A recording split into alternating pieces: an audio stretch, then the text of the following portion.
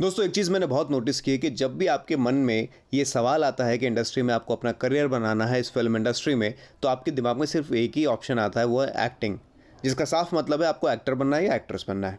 लेकिन मैं आपको बताऊं, ऐसे बहुत सारे अलग अलग डिपार्टमेंट्स हैं जहां पर आप अपना करियर बना सकते हैं, और दुख की बात तो ये है कि आपको उनमें से बहुत सारे ऑप्शंस के बारे में पता ही नहीं होगा। तो चलिए इस डिटेल वीडियो में आज हम बात करेंगे कि किस तरीके से कौन कौन से डिपार्टमेंट्स में आप अपना करियर बना सकते हैं और उसमें क्या क्या अपॉर्चुनिटीज़ हैं। दोस्तों सबसे पहले बात करते हैं सेट डिज़ाइनिंग से। जब भी आप कोई फिल्म की शूटिंग देखते हैं या टीवी सीरियल की शूटिंग देखते हैं, तो वहाँ पे जो घर दिखाया जाता है, जो गांव होता है, जो पूरा पूरा शहर बसाया जाता है या पूरा मार्केट बसाया जाता है या झील है या ऐसी बहुत सारी चीज़ें जो कि आर्टिफिशियली बनाई जाती हैं आप लोगों के लिए, ताकि वो जो सीन है वो नेचुरल लगे और रियल लगे। कई बार ऐसा पॉसिबल नहीं होता कि आप लाइव लोकेशंस पे जाकर शूट कर सकें, इसलिए आर्ट डायरेक्टर का ये काम होता है। ये पूरी उनकी जो डिज़ाइनिंग टीम होती है वो पर्टिकुलर लोकेशन पे, कोई फिल्म सिटी में या कोई ऐसा स्टूडियो है जहाँ पे वो प्रॉपर उस लोकेशन को बनाते हैं और फिर वहाँ पर शूटिंग होती है। तो चलिए बात करते हैं इस टीम में कौन कौन से लोग होते हैं। सबसे पहले नंबर पे होते हैं आर्ट डायरेक्टर, जिनकी ये प्रॉपर टीम होती है। ठीक है, उनकी टीम में होते हैं सेट डिज़ाइनर, कारपेंटर, यानी कारपेंटर की प्रॉपर एक टीम होती है जो कि वुडन का काम करते हैं, फर्नीचर का काम करते हैं, क्योंकि ये जो सेट्स बनते हैं ये सारे लकड़ियों के सेट होते हैं जिनको शूटिंग के बाद हटा दिया जाता है। तो ये प्रॉपर एक कारपेंटर की टीम होती है। फिर आते हैं सेट डेकोरेटर। सेट डेकोरेटर का काम होता है किसी भी सेट को डेकोरेट करना। जैसे आपने कोई चीज़ बना ली, उसके बाद कौन कौन सी चीज़ें उसको और सुंदर बना सकती हैं और निखार सकती हैं। कोई ऐसे पर्टिकुलर प्रॉप्स को अगर आप फिक्स कर दें तो वो लोकेशन जो है और रियल लगे। दूसरा जो सबसे इम्पॉर्टेंट डिपार्टमेंट है वो है डायरेक्शन डिपार्टमेंट। जी हाँ, जो भी आप सीरियल फिल्म्स देखते हैं उनको जो डायरेक्ट करने वाली टीम होती है वो है डायरेक्शन डिपार्टमेंट। अब यहाँ पर जो सबसे इम्पॉर्टेंट रोल प्ले करते हैं वो हैं खुद डायरेक्टर उस फिल्म के या उस टीवी सीरियल के, जिनके कंधों पर ये पूरी जिम्मेदारी होती है कि वो उस फिल्म को प्रॉपर तरीके से डायरेक्ट करें और दर्शकों तक लेकर आएँ। लेकिन ये इतना बड़ा काम वो खुद अकेले नहीं कर सकते, इसलिए उनके पास एक प्रॉपर टीम होती है जिसको हम कहते हैं डायरेक्शन टीम। उसमें होते हैं जो मेन डायरेक्टर हैं, उनके जो असिस्टेंट हैं वो होते हैं एसोसिएट डायरेक्टर। यानी डायरेक्टर सेट पे हो या ना हो, एसोसिएट डायरेक्टर अगर सेट पर हैं तो काम चलता रहता है। अब एसोसिएट डायरेक्टर के नीचे कई सारे और डायरेक्टर्स होते हैं, जिसमें होते हैं first assistant director, second assistant director, third assistant director. ये सीरीज़ काफ़ी लंबी हो सकती है डिपेंडिंग ऑन द प्रोजेक्ट, कि प्रोजेक्ट कितना बड़ा है, कितना एक्सपेंसिव है और किस तरीके से उसको मैनेज करना है। इसमें जो तीसरा सबसे इंपॉर्टेंट डिपार्टमेंट होता है वो है कैमरा डिपार्टमेंट। जी हाँ, अगर कैमरा ही नहीं होगा, कैमरा ऑपरेट करने वाले लोग ही नहीं होंगे तो शूटिंग कैसी होगी। और सारा खेल तो कैमरे का है, कैमरे के ज़रिए से ही तो आपको पूरी कहानी दिखाई जाती है और सुनाई जाती है। तो अब इसके अंदर भी एक प्रॉपर टीम होती है। जो मेन करता धरता होते हैं वो होते हैं डीओपी, डायरेक्टर ऑफ फोटोग्राफी, और उनके कंधे पर ये जिम्मेदारी होती है कि वो हर चीज़ को बारीकी से बखूबी तरीके से फिल्माएं और ऑडियंस तक लेकर आएँ। अब उनके पास भी प्रॉपर एक टीम होती है जिसमें होते हैं first assistant cameraman, second assistant cameraman, फिर होते हैं फोकस पर्सन, फिर कई सारे कैमरा के असिस्टेंट्स होते हैं और उनकी भी एक प्रॉपर टीम होती है। तो अगर आपका थोड़ा सा भी शौक है कैमरा में तो आप कैमरा डिपार्टमेंट में भी जा सकते हैं। अगला इंपॉर्टेंट डिपार्टमेंट है मेकअप डिपार्टमेंट। अब मेकअप में भी कोई ऐसा नहीं होता कि वहाँ पे सिर्फ एक मेकअप आर्टिस्ट है, नहीं। जो मेन मेकअप आर्टिस्ट हैं उनके अंडर में भी कई सारे लोग काम करते हैं। यानी जो फिल्म या टीवी सीरियल का प्रोजेक्ट है उसको हेड करते हैं चीफ मेकअप आर्टिस्ट। अब उनकी एक टीम होती है, चाहे उसमें 3 लोग हों या 5 लोग हों या 7 लोग हों, डिपेंडिंग ऑन द प्रोजेक्ट, कि प्रोजेक्ट कितना बड़ा है, कितने आर्टिस्ट का मेकअप करना है, कितने आर्टिस्ट की रिक्वायरमेंट है, क्या बजट है प्रोजेक्ट का, उसके अकॉर्डिंगली लोगों को हायर किया जाता है, टीम के हिसाब से काम किया जाता है। अगला डिपार्टमेंट है कास्टिंग डायरेक्टर का डिपार्टमेंट। जी हाँ, जब भी आप देखते हैं कास्टिंग डायरेक्टर का नाम आता है क्रेडिट्स में, फिल्मों में, टीवी सीरियल्स में, लेकिन वो कास्टिंग डायरेक्टर के अकेले काम करते हैं नहीं, उनकी भी एक प्रॉपर टीम होती है। जैसे कोई अगर फिल्म में 100 कैरेक्टर्स की ज़रूरत है तो वो 100 के 100 थोड़ी ना कास्टिंग डायरेक्टर अकेले जाके चुन के लाते हैं। उनके पास एक प्रॉपर टीम होती है, 4 से 5, 6, 10 लोगों की। आजकल तो लोग फ्रीलांस करते हैं कास्टिंग, तो उनकी एक प्रॉपर टीम होती है 20 से 25 लोगों की, जो कि ऑफिस बना करके वो प्रॉपरली काम करते हैं वहाँ पे एज अ फ्रीलांसर। तो कास्टिंग डिपार्टमेंट भी एक बहुत ही अच्छा ऑप्शन है अगर आपको करियर बनाना है आज के टाइम में। और उनके सपोर्ट के लिए फ्रीलांस कास्टिंग कोऑर्डिनेटर्स भी होते हैं।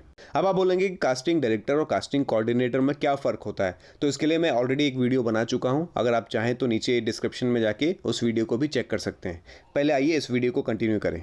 दोस्तों, जब फिल्म की शूटिंग हो जाती है तो शूटिंग होने के बाद उसकी होती है एडिटिंग, यानी एडिटिंग डिपार्टमेंट भी एक बड़ा डिपार्टमेंट है। हालांकि एडिटर्स जो होते हैं वो सब फ्रीलांस होते हैं और फ्रीलांस काम करते हैं, तो ये भी एक बहुत बड़ा फील्ड है। अगर आपको एडिटिंग का शौक़ है या फिल्मों का शौक़ है तो आप एडिटर भी बन सकते हैं। और ये एडिटर भी कोई अकेले काम नहीं करते हैं।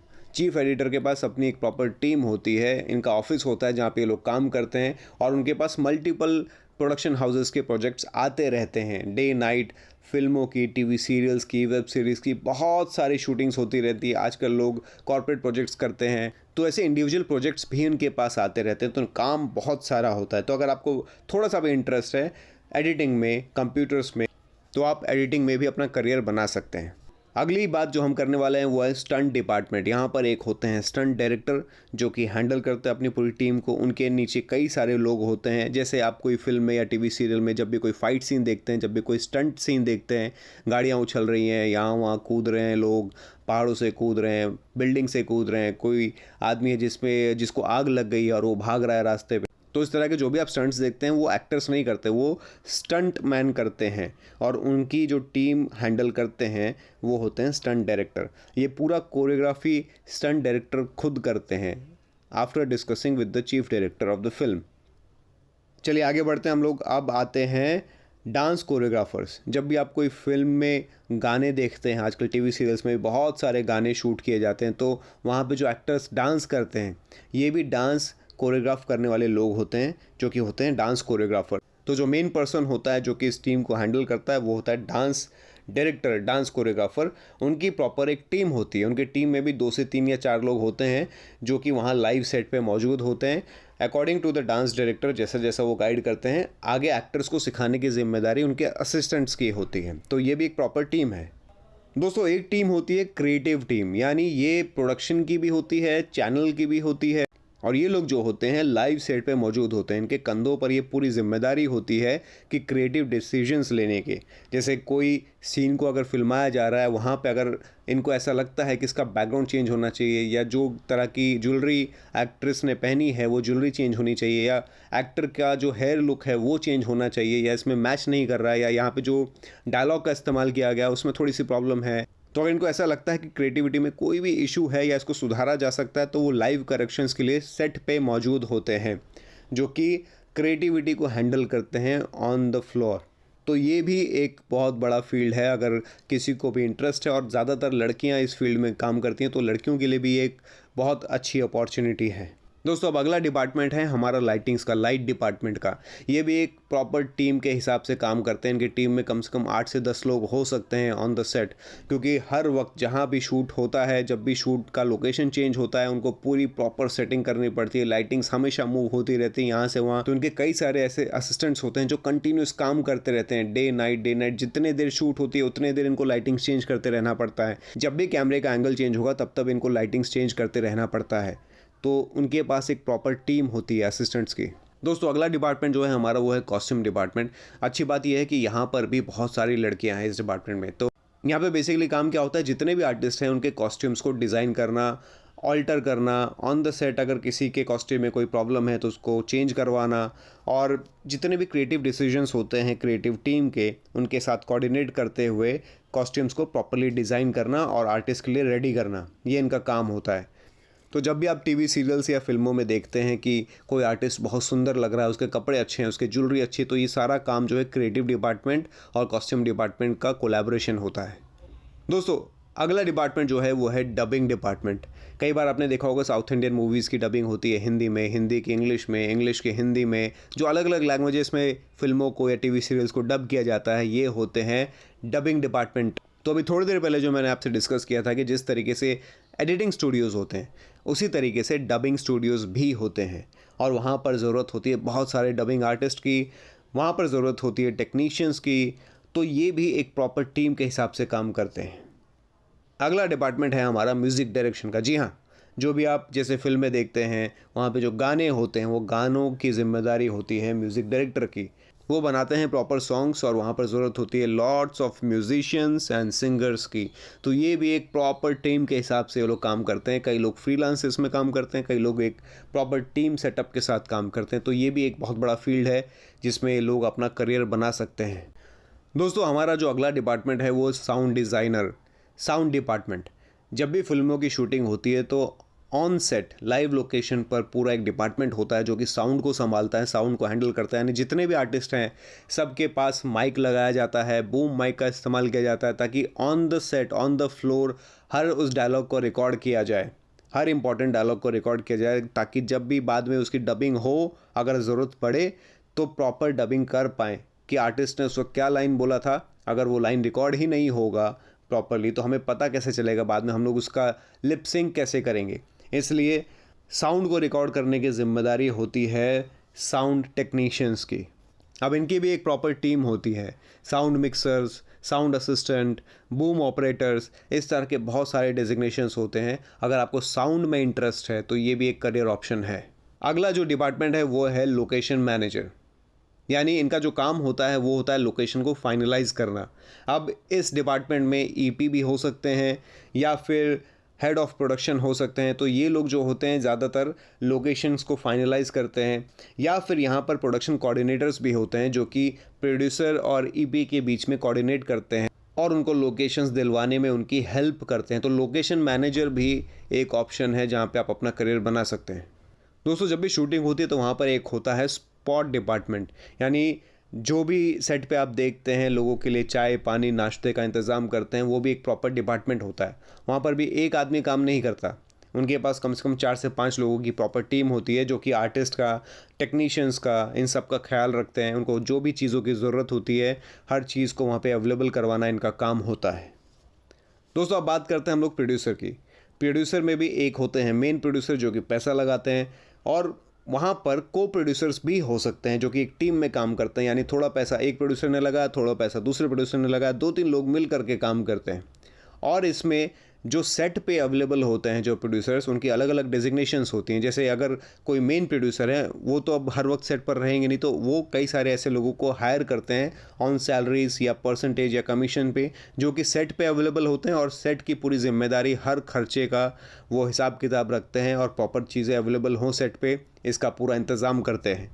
तो जैसे coordinating producer, executive producer, line producer, segment producer, supervising producer, इस तरह के बहुत सारे ऐसे डेजिग्नेशन होते हैं और ये प्रॉपर एक ऑफिस जॉब होती है।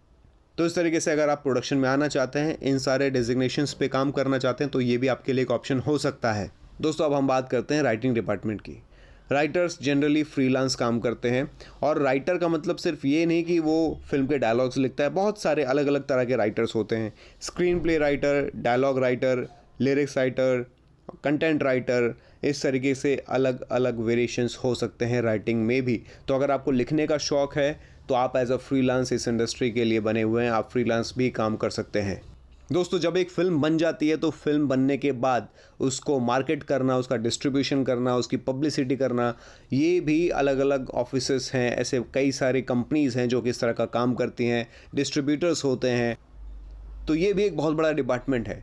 फिल्म को बनाना तो ठीक है, लेकिन बनाने के बाद उसको बेचना, उसको मार्केट करना, उसको सिनेमा थिएटर्स तक पहुंचाना, ये भी अपने आप में एक बहुत बड़ा डिपार्टमेंट है। तो अगर आप चाहें तो इनमें भी काम कर सकते हैं। और सबसे लास्ट और सबसे इम्पॉर्टेंट चीज़ दोस्तों, शूटिंग के दौरान जो भी चीज़ का इस्तेमाल किया जाता है, चाहे वो कैमरा हो, चाहे लाइट्स हो, ये सब चीज़ें, वैनिटी वैन्स या फिर जो जीप्स है, जैसे आप देखते हैं पुलिस की गाड़ियाँ होती हैं, बाइक्स होती हैं, कपड़े होते हैं, ये सारी चीज़ें रेंट पे ली जाती हैं। जी हाँ, मैक्सिमम ये सारी की सारी चीज़ें रेंट पे ली जाती हैं। तो जो लोग बड़े बड़े कोऑर्डिनेटर्स होते हैं इसके, जो कि हर चीज़ रेंट पर देते हैं, उनका भी करियर बहुत ब्राइट है इसमें। तो ये भी एक करियर अपॉर्चुनिटी हो सकती है। अगर आप चाहें तो इस तरह का डिस्ट्रीब्यूशन कर सकते हैं और ऐसी चीज़ों को रेंट पर देके लाखों रुपए कमा सकते हैं। दोस्तों, आई होप आपको थोड़ा सा क्लियर हुआ होगा कि फिल्म इंडस्ट्री का मतलब सिर्फ और सिर्फ एक्टिंग नहीं होता। एक्टिंग के पीछे ये सारी दुनिया होती है जहाँ पे लोग लाखों करोड़ों रुपए कमाते हैं। तो अगर आपका मकसद सिर्फ और सिर्फ पैसा कमाना है इंडस्ट्री में आके, तो आप बहुत सारी चीज़ें कर सकते हैं। लेकिन आपका पैशन अगर सिर्फ और सिर्फ एक्टिंग है तो एक्टर बनिए।